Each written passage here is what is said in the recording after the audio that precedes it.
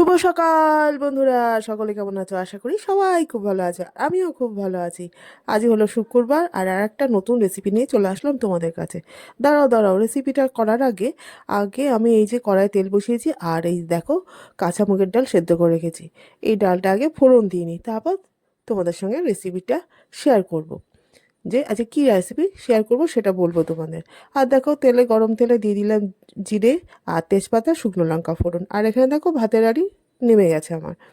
তা যাই হোক, জিরেটা একটু ভালো করে ভাজা ভাজা করে নিয়ে একটু লাল লাল করে ভেজে নিয়ে এর মধ্যে দিয়ে দিলাম একটা গোটা টমেটো কুচানো। দিয়ে এবার এই টমেটোটা একটু ভালো করে ভেজে টেজে নিয়ে তার মধ্যে যেই সেদ্ধ মুগের ডালটা, কাঁচা মুগের ডালটা সেদ্ধ করে রেখেছি, এটা এবারে দিয়ে দেবো।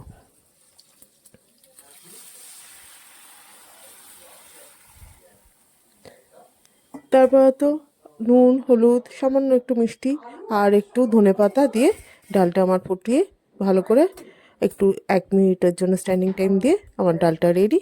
এবারে দেখো যেই রেসিপিটা তোমাদের শেয়ার করব সেটা হলো এই পনিরের তরকারি। পনিরটাকে আমি নুন জলে ভিজিয়ে রেখেছি, আর এখানে কিছু সবজি কেটে নিয়েছি। সবজিগুলো কি কি না, তার মধ্যে আছে আলু, ডুমো ডুমো করে কেটে নিয়েছি আলু, বিনস, আর এই যে দেখছো গাজর আর বিনস, আর এখানে একটা গোটা ক্যাপসিকামও দিয়েছি। তা চলো, আর এখানে একটা মশলা করে নেব মিক্সার গ্রাইন্ডারে। আর টক দই নিয়ে নিয়েছি মিক্সার গ্রাইন্ডারে আগেই। আর এখানে কিছু মশলা মানে যেগুলো পেস্ট করব সেগুলোর মধ্যে হচ্ছে কাজু, তারপর হচ্ছে আদা, টমেটো, কাঁচা লঙ্কা, শুকনো লঙ্কা। কাঁচা লঙ্কা দুটো, একটা শুকনো লঙ্কা, যেহেতু আমার ঘরে কেউ ঝাল খায় না সেরকম। এবার এটা একটা পেস্ট করে নেব। তার মধ্যে দেব হচ্ছে জিরের গুঁড়ো, ধনের গুঁড়ো, আর হচ্ছে তোমার একটু ওই কাশ্মীরি লাল লঙ্কার গুঁড়ো, আর একটুখানি দিয়ে দিলাম গুঁড়ো দুধ। কারণ আমার কাছে যেটা ফ্রেশ ক্রিম সেটা নেই। যাই হোক, ফ্রেশ ক্রিমটা ছিল না বলে একটুখানি। আর হ্যাঁ, তোমাদের সেটা দেখানো হয়নি, সেটা হলো একটু পোস্ত আর চার মগজও বেটে নিয়েছি এই ইয়েটায় মানে যেটা পেস্টটা বানিয়েছি তার মধ্যে একটু পোস্ত আর চার মগজও দিয়েছি। আর এখানে দেখো কড়াই সাদা তেল দিয়ে দিয়ে দিলাম একটু বাটার। আর এই যে নুন জলে ভেজানো পনিরগুলো, এবার এইগুলো একটু মানে বাটারে একটুখানি নেড়ে চেড়ে নেবো। কারণ একটু বাটারে নেড়ে নিলে বেশ খেতে খুব টেস্টি হয়।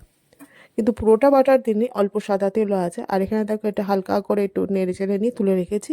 আর ওই কড়াতেই আর একটু বেশি করে বাটার আর অল্প সাদা তেল দিয়ে দিয়েছি, আর দিয়েছি জিরে, তেজপাতা, শুকনো লঙ্কা ফোড়ন, আর দিয়েছি একটুখানি হিং, যেহেতু নিরামিষ রান্না। আর তার মধ্যে দিয়ে দিলাম এবারে কুচানো আলুগুলো। এবার আলুগুলো একটু হালকা করে ভেজে নেব। এটা একটু ঢাকা চাপা দিয়ে ভাজবো, আর ধিমে আঁচে ভাজবো, কারণ হচ্ছে বাটার দেওয়া যেহেতু পুড়ে উঠবে তাড়াতাড়ি করে। দেখো ঢাকা দিয়ে দিলাম। তো এখানে দেখো আমার আলুটা ভাজা ভাজা হয়ে গেছে। এবার দিয়ে দিলাম গাজরটা। গাজরটা ভাজা ভাজা করে নেব, কারণ হচ্ছে গাজরটা একটু সেদ্ধ হতে একটু সময় লাগে, তোমরা সবাই জানো সেটাই। আর গাজরটা আর আলু একসঙ্গে একটু ভাজা ভাজা করে নিয়ে দিয়ে দিলাম এবারে যে বিনসটা কেটে রেখেছিলাম সেই বিনসটা। বিনস দিয়ে এবার একটু নেড়ে চেড়ে নেব। আলু, গাজর, বিনস দিয়ে একটু ভালো করে একটু ভাজা ভাজা করে নেব।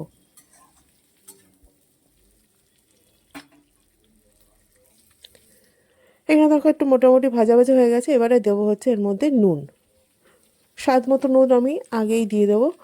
আর যদি পরে টেস্ট করে দেখবো, যদি একটু কম হয় তখন দেবো। আর দিলাম একটু সামান্য চিনি, যাতে এটা তাড়াতাড়ি সেদ্ধ হয়ে যায়। দিয়ে আবার এটা ঢাকা চাপা দিয়ে দেবো।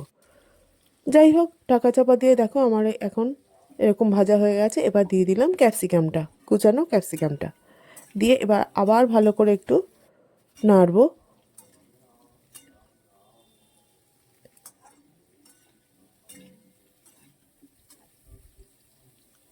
যাই হোক, এবার একটু ভাজা ভাজা করে নিয়ে তারপর যেই বাটা মশলাটা, আগেই বলেছি বাটা মশলার মধ্যে কী কী ছিল, সেটা দিয়ে দিলাম।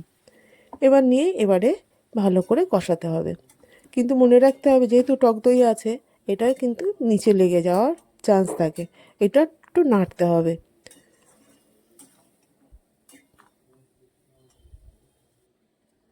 যাই হোক, দেখো আমি নেড়ে ছেড়ে এবারে ওই যে মিক্সার ধোয়া একটু জলও দিয়ে দিলাম এর মধ্যে। দিয়ে এবার একটু ঢাকা চাপা দিয়ে দেবো। গ্যাসের ফ্লেম কিন্তু লো হিটেই রান্না করতে হবে। দিয়ে ঢাকাটা দিয়ে দিলাম, আর পনিরটা একদম নামানোর সময় দেব। আর এখানে দেখো তরকারিটা তো আমি মজতে বসিয়ে দিয়েছি, আর ভাবলাম যে তার সঙ্গে করে নিই রুটি, কারণ রুটি পরোটার সঙ্গেই এই পনিরের তরকারিটা খুবই ভালো লাগবে।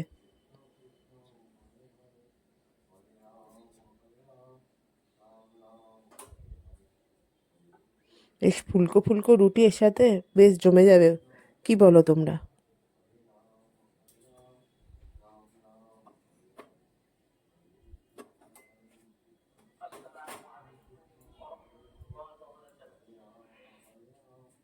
তারপর দেখো এখানে আমার মোটামুটি সবজিগুলো সেদ্ধও হয়ে গেছে, দেখতে পাচ্ছ গাজরটা বেশ সেদ্ধ হয়ে গেছে।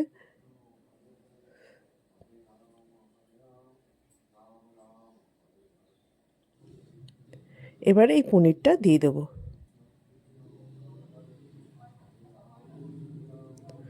পনিরটা দিয়ে এবারে সব সবজির সাথে মশলার সাথে আবার একটু ভালো করে নাড়িয়ে চাড়িয়ে নেব। আর এখানে দেখো পনির দিয়ে তারপর আর একটু ফুটিয়ে নিয়ে 1 মিনিট স্ট্যান্ডিং টাইমে রেখে আমার পনিরের তরকারিটা রেডি। আর ওপর দিয়ে একটু কস্তুরি মেথি আর একটু ধনেপাতা কুচুনে দিয়েছি। খেতে খুবই সুস্বাদু হয়েছিল। তাহলে চলো, ব্লগটা এই পর্যন্ত। সবাই খুব ভালো থেকো, সুস্থ থেকো, টাটা।